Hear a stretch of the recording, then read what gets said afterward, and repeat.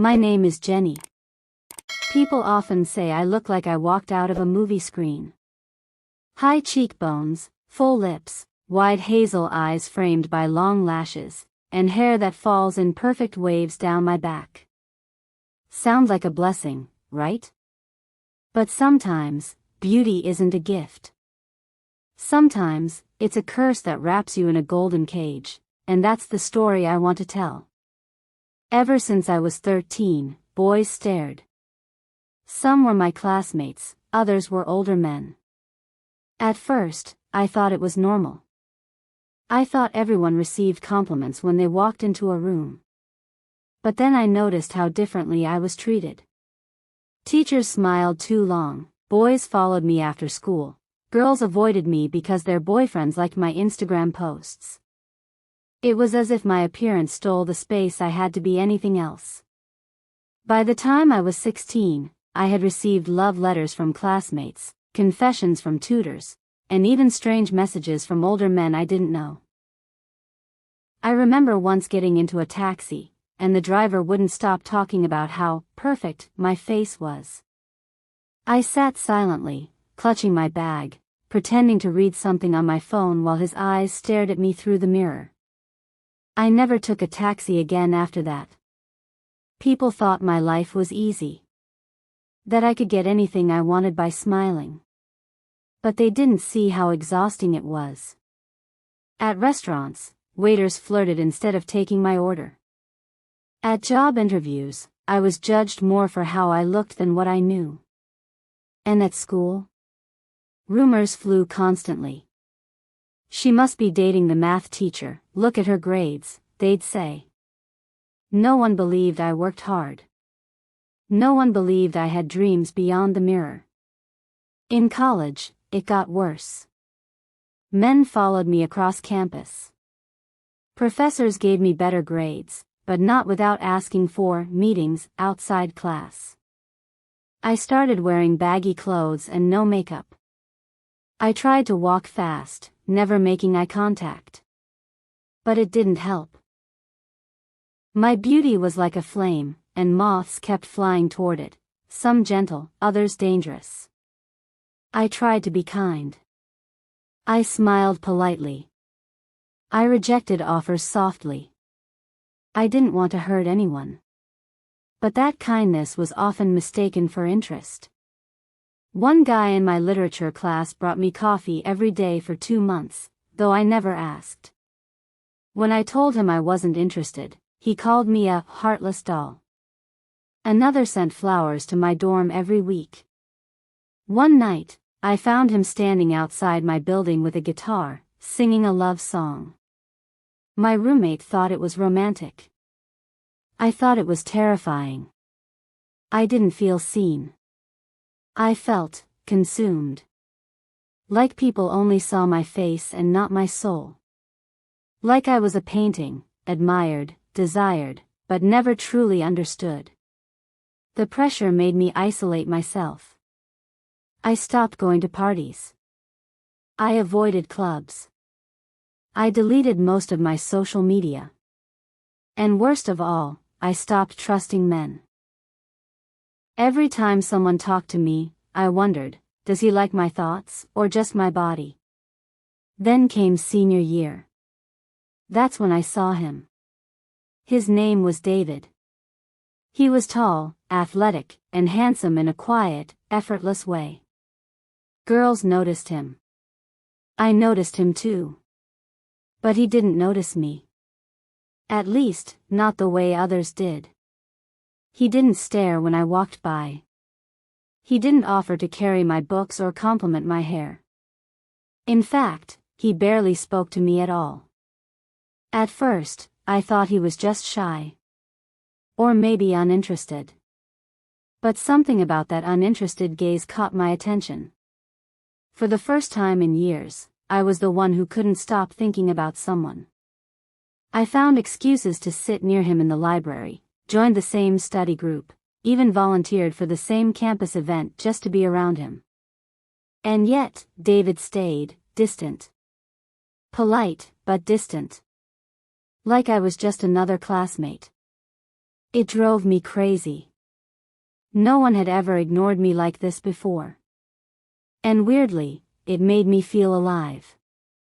Challenged. Curious.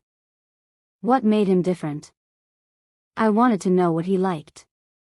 What he thought about. What made him smile. I wasn't used to chasing, but with David, I wanted to learn everything. Jenny's life after marrying David was a mix of joy and challenges. At first, everything felt like a dream. The wedding was beautiful, filled with laughter and hope.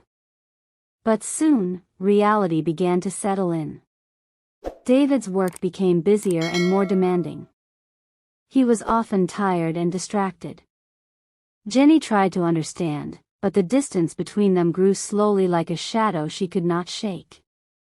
Despite her efforts to keep their love alive, Jenny felt more alone with each passing day. The men who admired her beauty didn't help.